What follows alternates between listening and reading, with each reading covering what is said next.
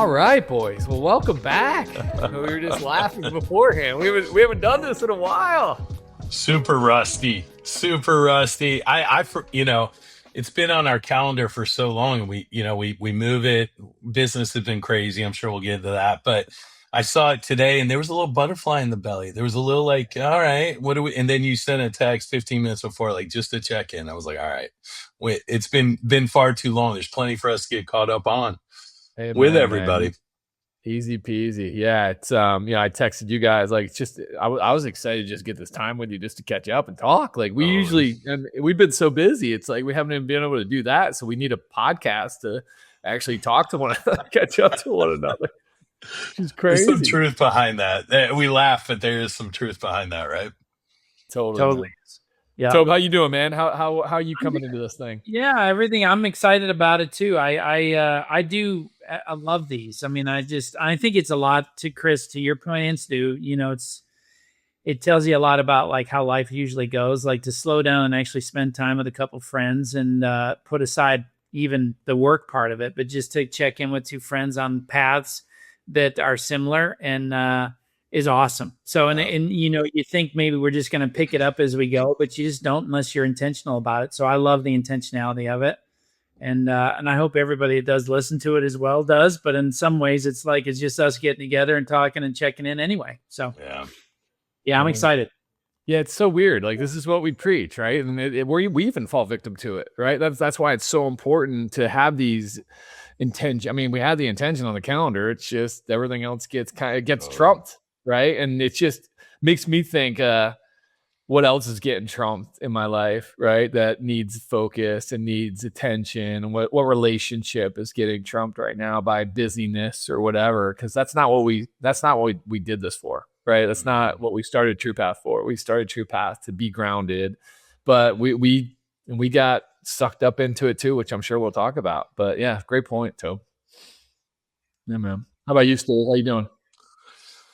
I'm doing great. Yeah, I'm the time away from recording has been good for me. I've things I'm excited to catch up with everybody. A lot of I think things that I shared, in the previous podcasts that we've had, we're all kind of doing the work and working through that journey of untangling from a 27-year career, identity loss. I mean, there was just inconfidence was, at times I think at a low.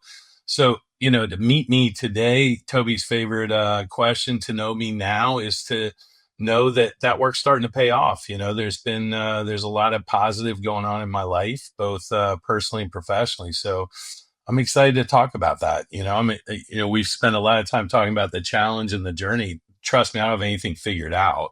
I don't have anything mastered, but I think it's important that we talk about when we're in the good phases just as much as when we talk about the challenging ones. I'm in one of those good ones. So yeah, I'm excited to catch up. I miss you guys in this talk. Like we said, we talk about everything and we get a quick catch up every once in a while, but to really spend some focused time on us is a nice thing. So I'm glad we did it. How about you? How about you, Mr. Weiss? I'm doing great. I'll get that in a second, but it reminds me of a quote I read. I get this email every Monday, right? It's the 1% better newsletter by Colby.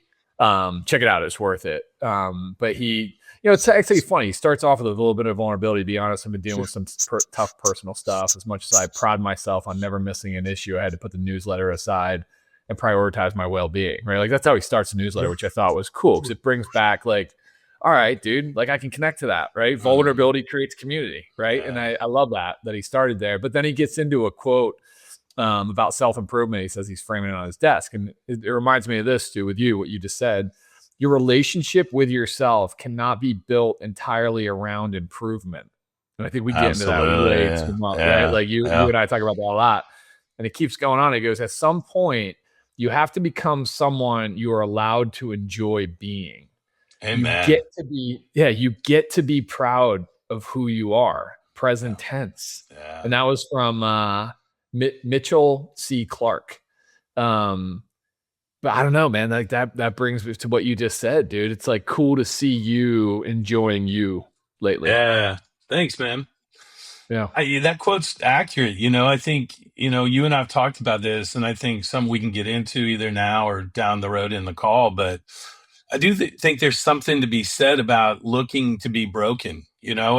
and like this connection. We've talked about, I think, on earlier podcasts that at some point, for me at least, I had to look in the mirror and say, all right, when will it be good enough? Like when will I be lovable? When will I be enough for me? What does that look like? And it's like when you unpack that and realize that a lot of those things you have now, I have a wonderful wife, I have beautiful children, I have an unbelievable life. And it's like, well, I kept moving the bar, kept moving the standard. And it's like, at some point I had to give myself a break and be like, nah, dude, you've done just fine. You're doing great. Like, and to be honest with you, I'm more, and I think we all can relate to this, the amount of judgment. And Toby, you worked with me this for years.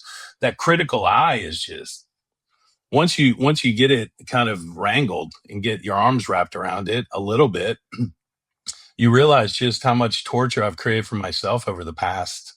And I can also be the savior of it by saying enough's enough. And that's kind of where I got, just like, done.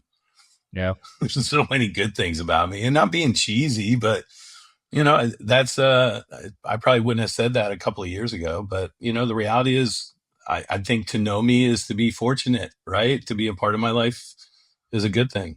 I'm a good person. So yeah, love it. And we go through that with a lot of people we coach, right? Just that constant need for perfection and always never enough, and just like, hey, whoa, slow. How about just enjoying you for a minute? What is this all for? We're constantly trying to improve. So anyway, yeah, I just thought that resonated. Thanks for sharing that. I love that. Yeah. It's a good little newsletter. So, dude, I'm doing great. I got the kiddos are going back to school this week. So I got, Aiden's leaving tomorrow, which he spent the summer in Ocean City as a public safety officer, a PSO. And he loved it. Like, it was cool. He knows he doesn't want to do that for his life. Like, he doesn't want to get like, that's not the avenue he wants to go, but he enjoyed every minute of it, met great people. Like, we went, Joy and I, and the boys went and visited him for a long weekend, and it was like a little mini vacation in Ocean City, Maryland, which if you haven't been to Ocean City, Maryland, is a very interesting place to go. But I'll say that. Least, but yes, we had a blast. Like, we had an absolute blast. And then, so he's only been home for like a couple weeks. Now he goes back he actually graduates in December. So that's a little sad, but like, it's also like he needs to get out of here and go back to school. You know what I mean? So this time of year is just really hard for me because I miss my boys so much, but then I kind of need them to get the hell out of the house too. So, and then we're taking Parker up to Penn State on Saturday to put him and get him going on his sophomore year. And then Sunday, I'm actually driving out to Fort Wayne, Indiana, to go see my mom for her 75th birthday. Wow. Just spending the day there, gonna have dinner with her, and then head back. I think my brother's gonna join me, which is pretty cool. So that'll be an interesting time. But I'm excited to be doing that. So yeah, like, life is good right now, man. I'm excited to get our other life back with just Tanner and Joy and I, a little bit more quiet, a little bit more peaceful. I don't get mooned in my door a lot during that life, which is kind of nice. I'll see bare ass cheeks up that I have to clean up on my office door all the time, but I'll miss them nonetheless. But it's nice to get back to kind of that life too. So life's good, man. Life's really good. That's awesome. That's really good. Well, and that journey with your mom too, that's, 75 significant at anybody's age, but just that whole trip, and then with your brother, like, I didn't know that. So that'll be, that drive there and the drive home should be interesting. It'll be interesting. Let alone the birthday party. You know what I mean? Or the podcast post trip, right? That'll be a good one. We'll unpack that. All for the right it'll reasons. Be an interesting one. That'll be an interesting one, just for a lot of different reasons. But I'm excited to be doing it. I'm excited to be in a place in my life that I can jump into that and enjoy the moment for what it is, and get some time with my brother, just me and him one-on-one, which is, I always really enjoy that too. So yeah, it'll be good. I'll report back. That's good, man. Stuff that comes from that. Yeah. So, well, hey, let's get into it, man. We said, hey, let's just kind of update. Where are we on our paths? What's going on? Stu, you want to kick us off, buddy? Yeah. I mean, I think, as I said in the opening, it's been, I think in the podcast we talk a ton about doing the work, and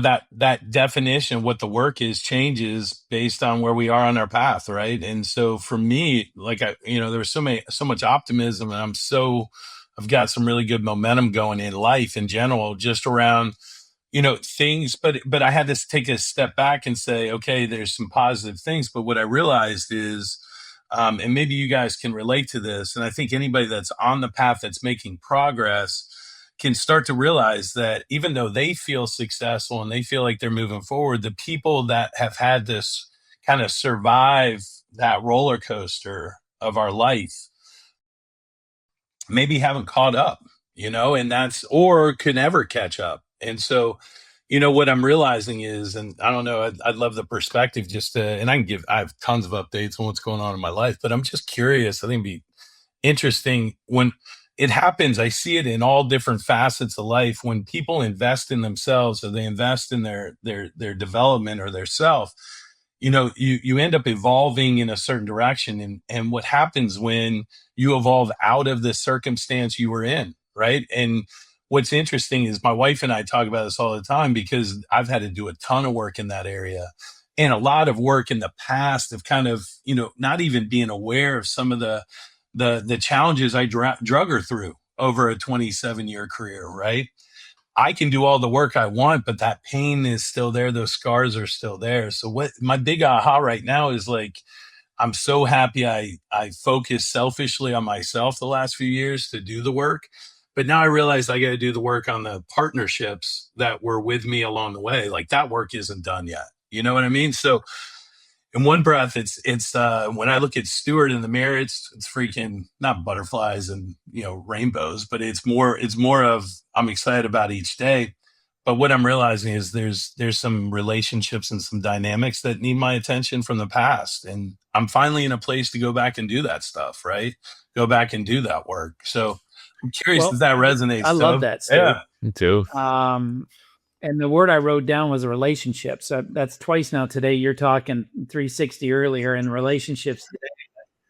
Yeah, it's I love the idea of, like, this, doing the work, which we're all very adamant about, and I think gets a lot of buzz from a lot of people. I know from my friends, let alone the people I work with. But what is the work? That buzz, and it's like, and what does that mean?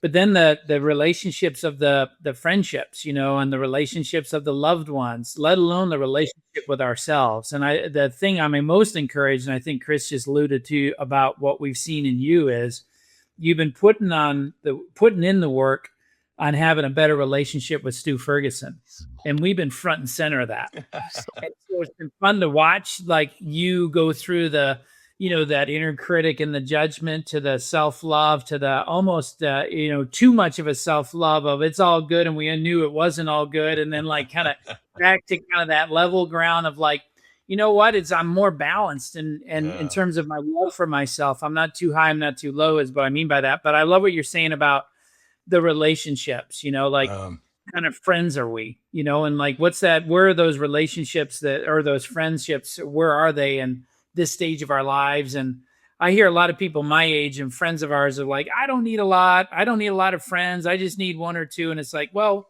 but if there was a couple others that you could add to it, would it be hurt great. you? Yeah. Like, you have to just be like, what's that about? And I think it's part of, like, everybody coming to a conclusion, or coming a little bit more to a conclusion of the types of people we want around us. And then, we don't need to isolate. We just need to kind of find those people, like, let's look forward and find those people. So I love, obviously you got my attention on that relationships one, that it does make a lot of sense, but it always, when in doubt, always starts with yourself, and then you move on. And I like that you're at to these next kind of this periphery, if you will, of self. And now you're out to these relationships that matter most. You said it, man. And I think that was, in a weird way, the mantra throughout the last couple of years. Was there were two that kind of ring true, and one of them is, it's a you issue. Like, not in the self-incriminating, self-deprecating tone of it's a you thing, which I think gets used a lot and can be the critical eye, but more of it, just focus on me. Like, it's the journey is about to a large extent, having the ability to navigate life because you have the energy and the confidence to do it. And all those people that I think say I only need one or two friends, that was certainly my mantra for a long time. And it was because I didn't feel worthy of more than that. You know what I mean? I didn't feel that I would be welcomed or accepted. So I set the bar really low, right? In regards to not being hurt again or being left out. It was more of like, hey, I'll be fine with a couple because I knew I had a couple, right? It wasn't a concept of multiplication. It was more about the division. And the other thing I'll say, Tobin, I think you helped me a lot with this, is the ability to realize that your value, to be validated by others is a really powerful thing. And, you guys have been two of my closest friends and two of the guys that know me the best.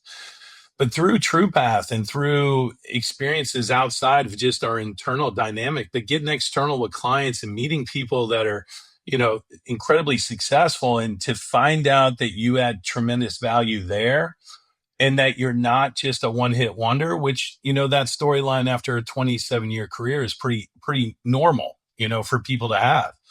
And so the combination of being validated externally, doing the work internally, and then realizing the support system and the community and relationships you have around you, the real ones, it's just a powerful dynamic to have all those things come together. And I've been fortunate to have that recently. But now what I got to do, back to Chris's point, is you got to let people catch up. You got to let relationships catch up. What was your term? The enlightened asshole? There's a version of enlightened assholeness that's going on, right, within Stewart. Yeah. So. Yeah, but dude, that's the growth though, man, because the old Stewart would just have, scorched earth them. Oh yeah. We'll talk about that too.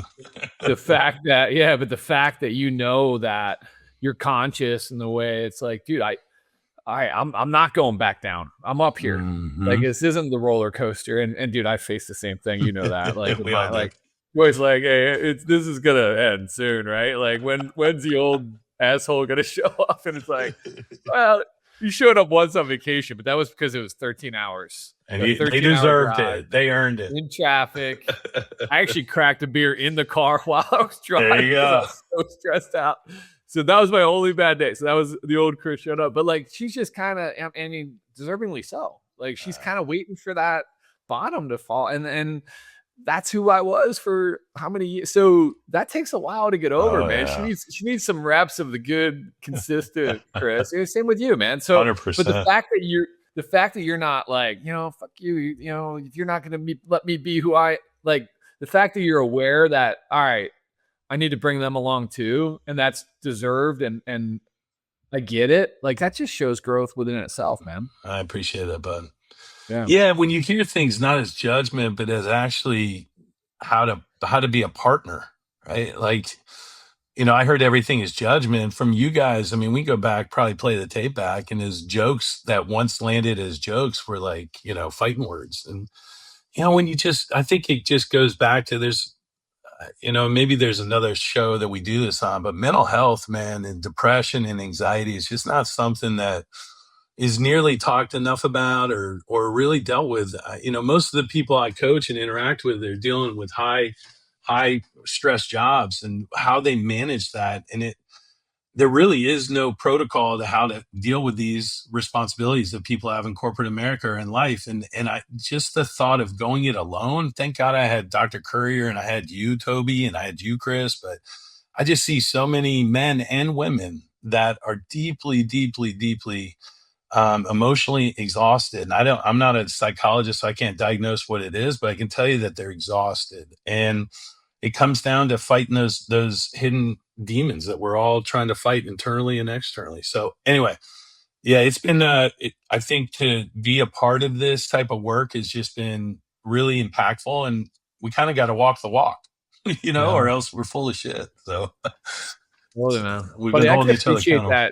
I appreciate that so much, especially like what I've been going through. And I shared this with you guys. Like, it's weird. It's like, I'm exhausted, like, but I'm just exhausted by like kind of the figuring it out of everything that I've been trying to figure myself out for so many years that I just kind of went numb to it. And I'm in that like numbing space right now where I think I shared with you, like I'm not really committed to my health. This is probably the most unhealthy I've been in, I can't even tell you how long, and I got all the reasons for it, but I'm just not commit. I go to the gym, I eat well, but I'm just not like committed to it, like really committed to it. Right. Like my relationships with my family, right? Like I'm here more than I've ever been, but like, and I'm still having great times, although I'm still Sure. like my relationships are great, but it's just like inside, I'm just not committed to like really being present and really like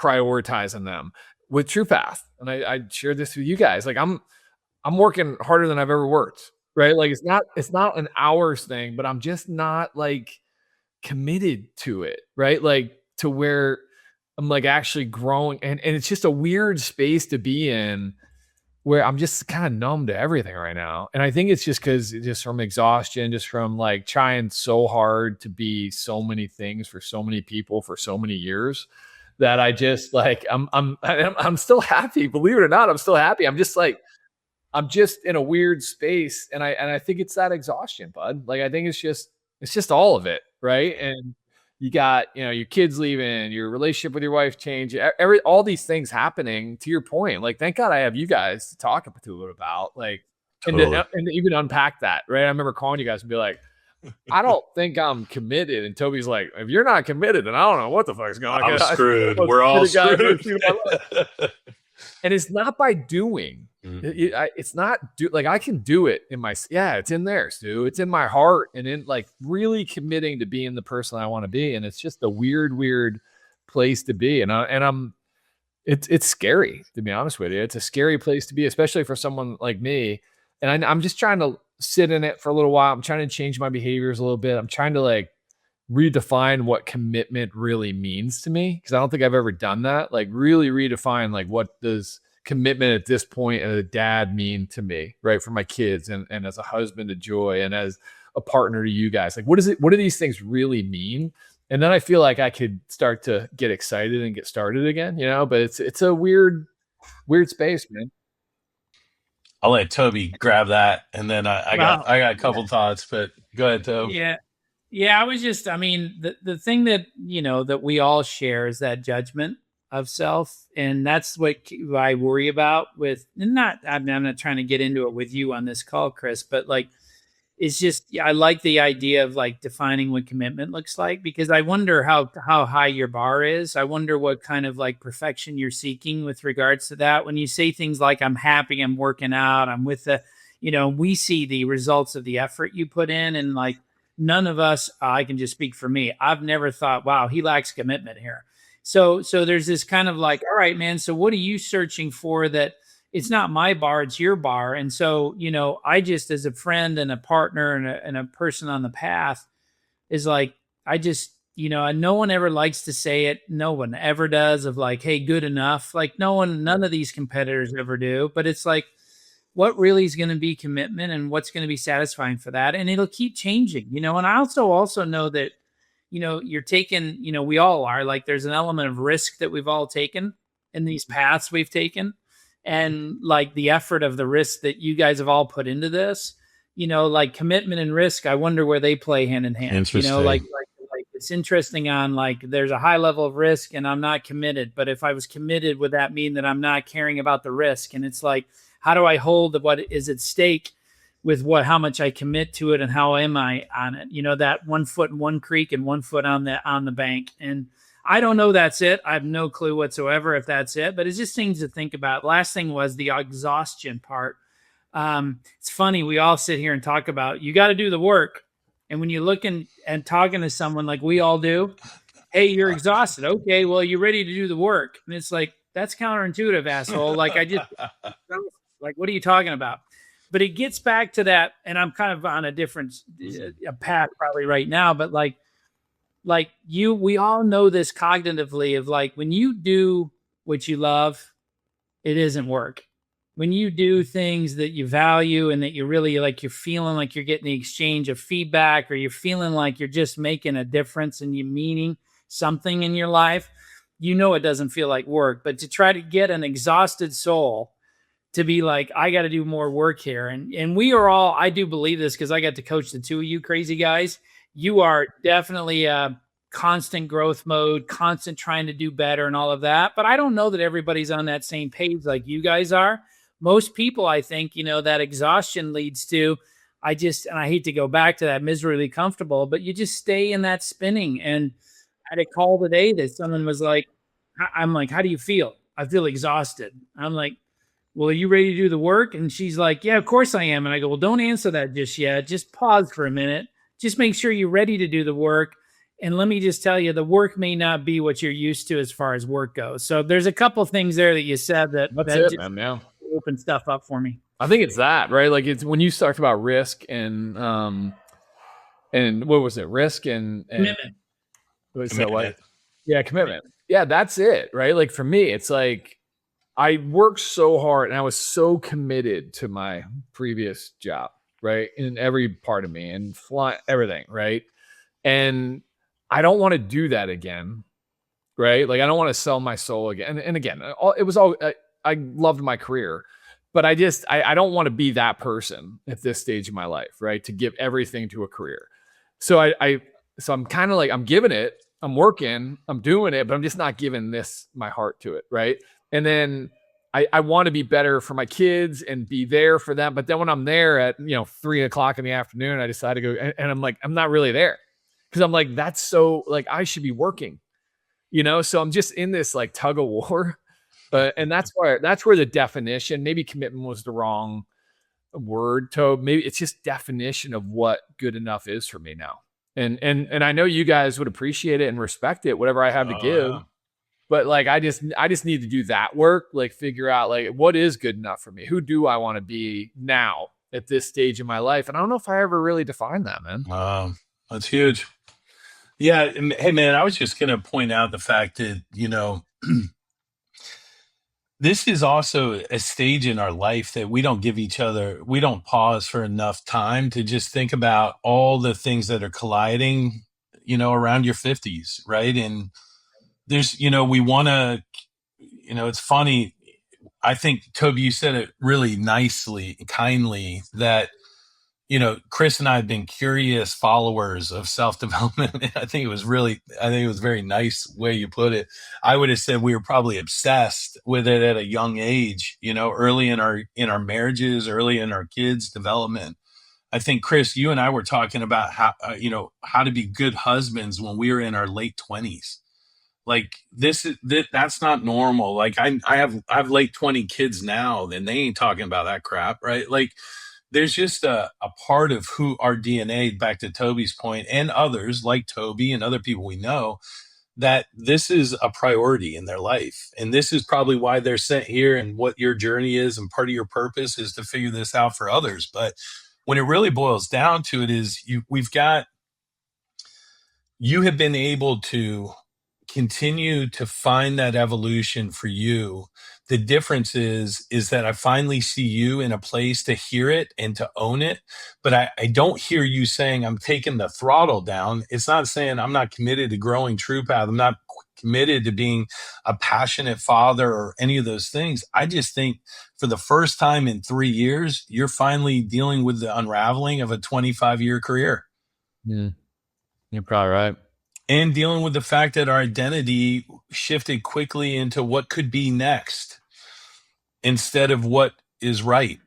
And that's that jump that we all go through. But I just, I'm just so encouraged because the fact that you're talking about it in a way that you've never talked about it before. And that is around being not sick and tired, like good enough. I love when Toby said that because there's part of that. But that part of the word that you share with us all the time around surrender, it's like, dude, I think trying to get accepted, trying to get validation. That's why I said what I said earlier. Being validated externally is powerful as hell, right? And that one client that gives you a pat on the back goes a long way. And same thing with family members and the people that we love, Mm-hmm. But I would say, Stu, that you're receiving that better now because you're better with you. Totally. Yeah. Like I wouldn't disagree. Before you heard a lot of those accolades. I know you did because I listened to them, and I'm like, you don't take this compliment, I'll take it. I'm the fellow bald guy in the room. like you can hear it now though better, in my opinion, because you're so much more grounded in loving yourself. And the key here. And for Chris, you and I both know, like, I want to hug him right now and I want to whisper in his ear. Don't spend a second judging why you're not where you want to be in this moment, why you can't. That's why, Stu, what you just said is brilliant. You're just giving him that, hey, man, 27 plus or whatever it was, years of kind of like you're going through a new identity and you're doing something 100%. different. And it's like, if you could look at it in a way of why am I not as like whether the word's committed or not, Chris, but like not finding the good enough spot. The constant with you, and I think a lot of people, so it's not just a Chris Weiss thing. It's like we just go after ourselves so much about like, how did I get here and why did I get here? And again, I give you both compliments on this. You more than anyone, Chris, you're just the most responsible guy. Like I've never met anybody like you that is so responsible about his actions and his parts and pieces that he plays in relationships and in our partnerships. But that responsibility lingers to a point where I think it becomes judgment. It's like, why didn't I, or how did I get here? And I'm so responsible for all these things. It's like, dude, you're just doing this thing life like we all are. And you're bumping on corners and you're forgetting that you had a good, maybe you're not grateful enough in the moment. But the truth is you are here and you're aware and you know what you need. And I believe in you that you'll get there, and I know we all will, type of thing. So it's a good, because I think there's a lot of us out there in a lot of different ways. And it's just like, we just have such a tendency to just, someone's got to be responsible and someone's got to be blamed. And it's usually me. Yeah. And it's like, well, you know what? Own it, but don't keep it. Like, all right, cool. It's admirable. And I love how you own it, but don't carry it. Yeah. This is that you obviously helped me with this a ton. You guys both have, but just starting True Path to be more curious has been a tagline of mine here, just and not judgmental, right? The Ted Lasso, by the way, it started again. If you haven't watched it, it's I gotta get in it. Yeah, you gotta get in. But like curious, not judgmental, right? That was Greg Jones' favorite line in his favorite episode. He'll tell you that story all the time. I must have heard him tell that story 22 times. So there you go, Greg. Another opportunity for you to tell that story. But I'm taking that approach, man, on me, and I'm just, again, like to get to the point. Normally, I'd be like, I'm not X, and I'm this, and I'm that, and it's just like, no, this is where I am right now. That's powerful. That's this huge. Is where I am, and I know how to. Here's the thing that I'm learning too, and I've learned so much by just coaching others. Is like, I know how to get out of it. Like I know how to get on my right path, right? So it's just doing small things and getting that confidence back and getting committed or defining who I want to be at this stage in my life. To your points too, like I'm okay. I could do that. Let's go. And I'm excited about it. Before I'd be like, I can't believe you don't know this yet. Like, what do you do? And then I'd go down in that, that vortex that's not healthy for anybody. So it's kind of fun to be in this point in my 50s and starting to really have a choice of who I want to be. Like I finally, for the first time, feel like I have a choice of who I want to be. And you guys are allowing me that opportunity to do that here at True Path, and Joy's allowing me that opportunity, and the boys are seeing me kind of have that opportunity, which I think is a great learning opportunity for them too. So yeah, that's why I said I'm good, because I'm in it just like anybody else. Totally in it. Yeah. But I'm figuring it out. Which has been fun and also, complex. Totally. Yeah. Hey man, thanks for being vulnerable. This is one of the things that I love about working with you two is we can have this talk, and I love that you're not afraid to have it on a podcast, right? And it just speaks to the courage that it takes to do the work and to be kind about it. The one thing that the word that just kept coming to mind the whole time you're talking, bud, and it's because it's the word that I think I can finally say is trust. Like, dude, I didn't trust myself. If I'm being honest, I didn't know what guy was waking up every day. I didn't know what guy was going to respond to shit and how I was, I didn't trust myself. So going to places, signing up for new things, I didn't trust if I'd be miserable being there or what have you. And I just didn't trust me on any level. And so part of the thing that just comes to mind is kind of that reminder is to go back to what Toby said, and that belief in self and that trust within you I realized that not that I'm all I got, but I love my wife, I love my kids, and I love all that. But if I don't have that relationship with me, all the rest of them are somewhat fragile, right? And so I don't know. I feel like I've had to remind myself whenever I start to get down on myself that I'm beating like a smaller version of me. Like I'm bullying this kid in me. Like I'm telling him he sucks. I'm telling him he's shit. Something was like, well, how am I ever going to build trust with that little kid if I'm constantly telling him he's shit? Right. And so finally it was like, nah, how would I coach that kid if it was my daughter? Like he was like, oh, I'd be a lot more fucking kind. I'd be a lot more patient. I'd probably trust that he will figure it out and he's not an idiot, right? But that's not how I talk to myself. I talk to myself, I'm a fucking moron. But all of a sudden, I start catching myself saying, shut up. That is not that is not the tone that kid needs. What that kid needs right now is like, let's go, dude. You tied your shoe for the first time. It's a fucking miracle. Now let's walk a little bit. Like, I don't know. I think you're such a good coach of others that I hope you remember how to be a good coach to yourself, because that little version of you just needs that coach on the sideline giving him a different game plan, because the one that's been trying to work hasn't worked. For me, it didn't work, dude, until I hit 53 and almost lost my marriage. I almost lost everything because I was so fucking caught up in that little kid being yelled at constantly, being blamed for all of my fucking problems in my life. That little kid was always a root cause. And how can a little kid be a root cause? It's just stupid. So I don't know. Awesome. I'm sure every book we read about psychology talks about that little kid. For me, it was like, I hate bullies. I'm 6'5" and I hate fucking bullies in life. And then I realized I'm my own bully. It's like, Christ almighty, why don't you fight that guy, dummy? Dude, that's powerful, buddy. That's good realization there, man. I'm no longer see that fight, by the way. Yeah, I'll fight the shit out of them. They keep picking on that little that kid that had hair. He had beautiful blonde hair. Yeah. Beautiful. What's that show? Fight Club? You're gonna be imaginary Fight Club in my brain. That's hilarious. I love it, buddy. I love it. So, how about you, dude? Yeah.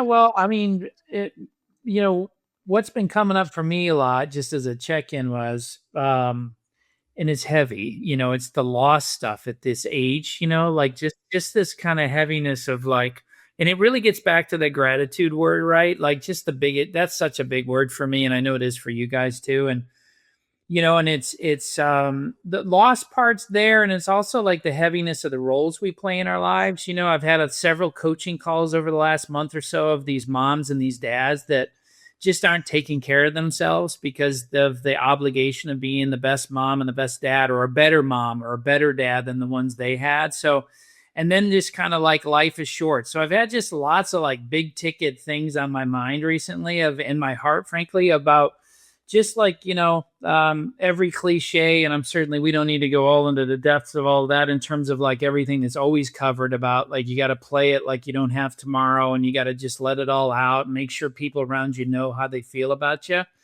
But I think those are always healthy reminders, though. I hate to have a reminder, though, to be honest. I kind of wish that you kind of go on that path where you don't need a reminder.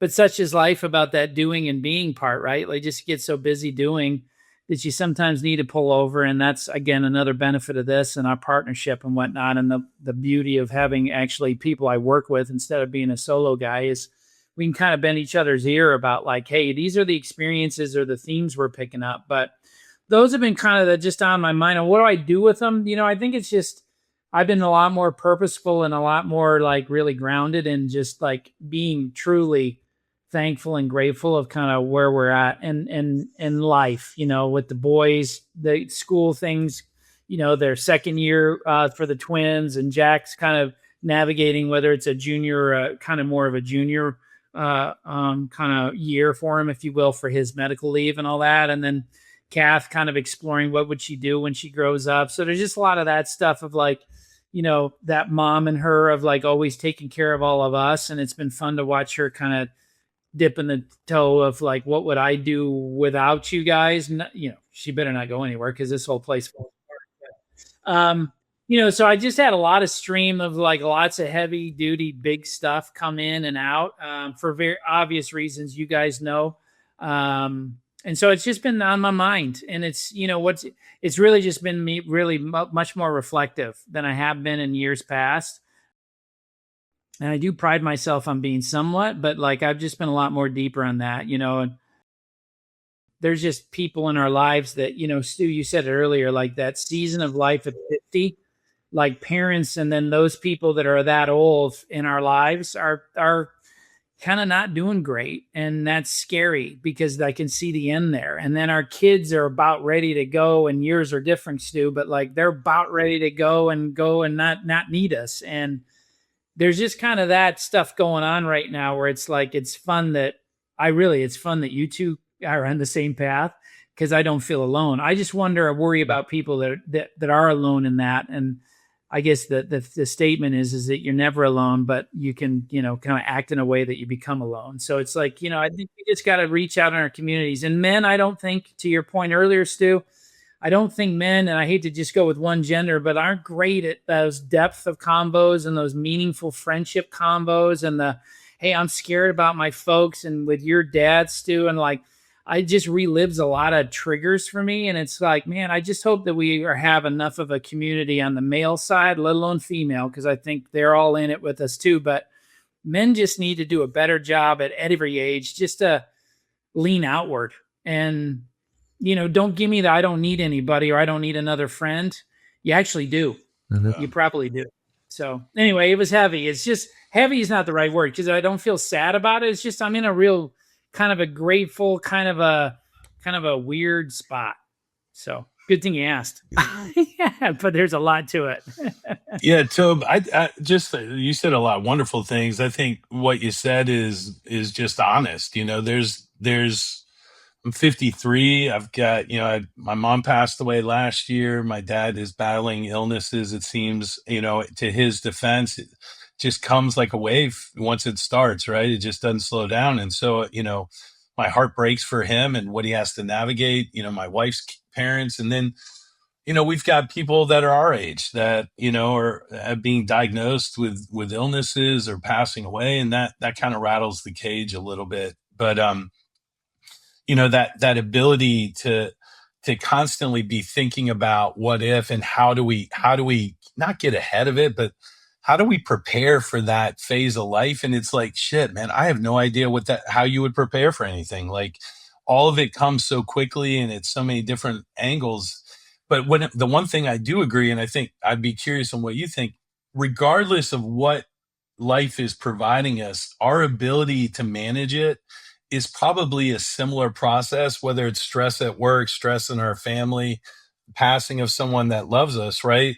The ability to see it as content, right? And how we attach emotion to it and how we allow it to, create our identity is so critical. Everything we've talked about on this call is like, we have real content things happening to us, and emotionally they're causing us to respond differently. And how that's tweaking how we see ourselves is just, whenever that model gets brought up, it just connects so many dots for me on how we're navigating life and what the path is, right? Is managing all those appropriately. It's crazy. It is crazy. Yeah. It's all the content meets emotion. Oof. And what do you do with that? It's like, yeah, like someone gets sick. Okay, they're sick. It's information, but we respond to it. What, like, one, I know a lot of the heaviness that you're going through and stuff. How do you deal with it, man? Because to Stu's point, like, how we deal with the suffering, again, in Buddhist concept, we create our own suffering, right? But there's other things that happen. Life is hard, right? Life is suffering. How do you deal with it? Yeah, I mean, I'll keep on the authenticity train, Chris. I don't know that I'm great at it. Like, Kath mentions that a lot to me of, hey, what are you doing with all of this stuff? And, and I'll be what do you mean what stuff? And, part of it is like, picking up the phone, and I don't know, I don't probably make enough proactive calls to you and to Stu, but like starting to do that is helpful for me. I had a good buddy with like a childhood buddy, Kevin, like I've known since first grade. And we just had a conversation like 2 weeks ago. He probably thought it was nothing. And I was kind of like, I just needed that. I needed somebody that's known me since I've been in first grade, for crying out loud, and we can just giggle and laugh about silly stuff. But it was just he kind of put me back to, not put me back together, but like helped me kind of put some of the puzzle pieces of like just kind of the heaviness of the moment. But I do think that there's a lot to. I've been journaling a lot, which has been good. I can kind of get a little inconsistent with that. So some of the traditional stuff's been good, but to really, Chris, the phone calls, like just picking up the call and talking to you and talking to Stu and then talking to a couple others. It just kind of gets me feeling. Now, it doesn't mean that necessarily dealt with everything and how I'm feeling with it, but I don't know that everything needs a solution on that. I think it was just maybe either I share it with you guys or it kind of like it lightened it up a little bit and it didn't feel as gripping. But it's something that I still need to work on. And I don't know that I have a good answer for everybody, how you work through it or work on it. Maybe work on it, I do, but work through it, I'm working through it. So I don't know if I got the right recipe or not, but it's an interesting stage of life right now that I do believe it's better to talk more about it than it is to not. And that's what I'm trying to push myself to do. Well, but I think it's important for you to know and for other people out there, and like you got to find friends that can deal with that too, right? Like and just so you know, I will hold that space with you any day, right? And it's not always easy for me because I want to take your pain away. You know, I want to give you the solution is, oh, we'll just go do this and everything will be fine. And I know that's not the answer in a lot of the things, the heaviness that you're going through right now. And it's but I can also hold that space, man, with you any day, just to listen, right? And not have to be that guy, and just to, and kind of the, hey man, all right, well, what's the next step? Like what let's keep moving forward. What is there to be grateful about? What is, and just actually go through that, I think is really important. So just know, like I'm here for that and willing to hold that space, and just you saying, hey, I need to reach out more, will make me reach out more. Right. And just to check in on you and to go there. So, yeah, just know that. No, and that's good. And I think that's good for people listening to this too, is that there's probably some people that you have in your life that you probably guess that they've got a moment going on, or, that they've, you don't have to be a super sleuth, and I don't need you to be a therapist, but like, just paying attention to people. Like I always say to our kids, like, hey, just do me a favor. Pay attention. Just pay attention to the world around you, not from a total, like, watching every corner and everybody's actions or reactions, but just pay attention to the world you're in and be a participant of it. And I think there's that. And then I think it's great, man. I think it's you inviting me in on that, as well as me committing to the fact that, I got to reach out and I got to drink the Kool-Aid that I do really believe in, is that we need stronger communities in the male side of the house on around emotions. And I don't think it's going to change anytime soon, especially with the level of anxieties and worries and concerns that just the amount of men I talk to that are just really hanging on for a lot of ways. And there's a lot of happy people too. So I don't want to make it one versus the other, but it's we just got to pay attention to each other. Well, there's that, Stu, and you and I, when we were running with Aston Carter, it's that holding two spaces, right? You can be happy and you can be going through stuff, right? Like but to your point, Toby, it's like checking in and saying those two best questions in the world. How you doing? No, how you really doing? It just shows awareness and understanding and opens that door, I think, to people, which, again, man, we put this on to create an audience and to create like awareness for people going through it. And I think it's great that we're going through it too, man. We're not perfect in this just because this is our profession, but for us to drink our own Kool-Aid and to do some of the things that we're talking about today, I think is really important, man. So you got my commitment to reaching out more, man. I think that's appropriate. And I want to be that friend for you, dude. Yeah. Appreciate it, buddy. Yeah. Stu, we missed you right when you were saying you're still an asshole. You dropped. That was. I just wanted to make sure everybody was clear. Everybody is clear, dude. Everybody is clear. No, I was just saying yesterday I had this, I have this scooter and I was driving back from the beach and the tire blew out on it, right? And luckily I didn't get hurt. There wasn't a big, dude, it was funny. I had a 6'5" dude on a scooter, first of all. Let's just stay there for a second. Yeah. I come around the corner and this Harley looking guy and his wife were walking and I like spin out, and he's like, I didn't wreck. And he's like, good work. And I'm like, that's right, brother. Yeah. Us motorcycle guys, Yeah, right. you know, us Harley guys get a stick Yeah. on my Chinese scooter moped I bought. Anyway, I ended up having to walk it to a gas station about a mile away. And dude, honestly, like that's just you just pull your pants up and you take it. I would have been boiling inside, MFing everyone. Shelly's behind me with the hazards on. I'm like, what, and this moment of like emotional regulation, us taking that whole point of where I was going with that is that ability for us to understand our emotions. And I missed where you guys went, but this idea that we've got to be able to understand those triggers and those things that create that downward cycle of bad decisions. Right. And so I heard when I came back in, I heard you guys talking about checking in each other. And I think we do a really good job on this podcast of talking about being the engager, like but I think there's something really powerful about being the one to receive the engagement, right? Like that vulnerability is just so important to be able to explain what that emotional regulation is, what that fear is, what that anger is, or whatever. And I just wonder if there's any advice, Tobe. You think, you do so much, you did so much for Chris and I, but helping people receive help, like receive support, like even just in that interaction, Chris saying, I'll reach out and we'll connect more. That feels good, right?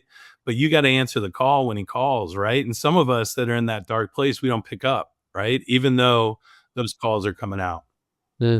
Yeah, dude, again, I love that you guys think I know the answers to some of these, but some of them are, because I got to drink my own Kool-Aid for it. I think the initial thing I would suggest to people is just acknowledge that it's uncomfortable to be helped, to be, especially a man-to-man type of thing, to be vulnerable and like exposed, like, hey, I'm going through a moment, or I'm having a moment, or something happened recently that triggered a feeling. And again, you guys all know what we're kind of relating to, of like just people going through life or no longer here type of thing. And it just brings up mortality. It brings up everything about kind of this journey that we're on. And then it brings up also the emotions that are under that. And it's like, hey, how do I get to a place where I can, answer that call and then be that vulnerable guy I want to be? Or let's put it this way, maybe I need to be. And I think part of it is just to put off, hey, man, you might have to ask, how are you really doing? Maybe 2 or 3 times. And I think it's okay too, because I think you can kind of make it not as awkward as it may feel on the other end of the person, as much as it may be easy for us to ask. It's just hard for a lot of people to your point, Stu, to answer. Yeah. And I think sometimes we don't appreciate that. And it's like, well, all right, I'm here if you need me. It's like, that's bullshit. No, don't be, I'm here when you need me. Just keep leaning into them. And, you'll understand what the line is. But I always tell people, I'm like, please don't set up a condition of the person that you're worried most about has to do all the work. Like, what the fuck are you doing? Like, if you're asking a question of like, how am I doing? Then be invested. Don't just kind of like, hey, call me if you need me. I think you basically blew out a tire, but if you need any help, let me know. Of course I do, asshole. I got a tire that's out. Like, help me out over here. But I might not, to your point, Stu, I might not be the guy that answers the phone, and I may not want to be readily vulnerable right there because it's just layering into kind of how I'm already feeling. So I don't know. I don't know there's this perfect recipe. It's just, you got to be who you are. And if you really care about the relationships in your life, then you have to care more about them than you do their response. That's what I was hoping to hear you say. That commitment of being one to be the one receiving the engagement is to be courageous, right? Realizing what's happening and leaning into it and trusting it. That trust is a hard thing to get, especially around emotion. But to your point, it's like there does come that commitment, and that's a rule I live by, right? Like a lot of my relationships are based on people that made more than one call. And that mattered to me, in my darkest hour, the ones that continued to show up even when the doors were closed, like both of you guys knocked on the door when I didn't answer that. You knocked on the window when that didn't happen. You broke into the garage, right? Like there's that commitment. To your point, Toby, is like, don't promise a home run if you're only going to bunt, right? If you're only in it for a little bit. Love that, buddy. Well said, man. So that's a good point. Thanks. That was good dialogue about that, Tobe. Thanks. Amen, dude. Yeah, Tobe, thanks for taking like that. That was big for you, man. Like I appreciate you taking that and sharing that with us. Well, sharing it with whoever wants to listen. And just thanks. That means a lot for me, buddy. So thank you for that. You got it.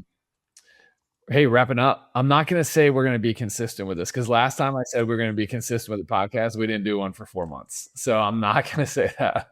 I think I sabotaged this. Can you tell them why? Give them a little. We've been busy. We're doing great. We've been busy. Like, We are. We're figuring it out. How about that? We're figuring it out. We're doing some good things. We're trying to be the best for the clients that we're working with and be great partners to them. And we're constantly evolving. We've evolved a lot in the last 2 years. And that takes work, right? So we've gotten a really good foundation underneath us, and I think next year is going to be a one to really be proud of. I mean, this year has been one to be proud. All of them have been one to be proud of, but like next year will be that kind of that scaling year for us, I think. And we can onboard new partners that think like us and want to kind of join our path and find themselves like we've been finding ourselves. So I'm really excited about it. I'm not going to apologize that we haven't done this. But I do enjoy this. I know we have one already on the calendar for 2 weeks. I already checked both your calendars, so we're on for it again. So we'll be back with maybe some different topics and stuff. But I just want to say thank you both for jumping on and doing this again, and for the partnership and just the vulnerability and everything you shared on the call today, man. Really appreciate you guys more than you know. We're the lucky ones, brother. We're the lucky. Same to you, boys. Yeah, it's good to get back to doing these. All right. Hey, thanks for joining us on the path. Have a great rest of your week. See you.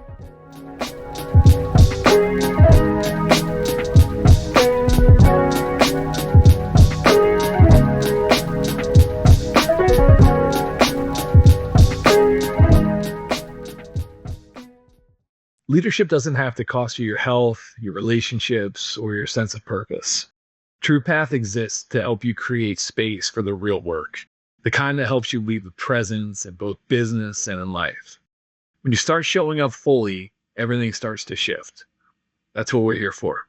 If this conversation gave you pause or sparked a deeper question about how you're leading, don't ignore that. Reach out.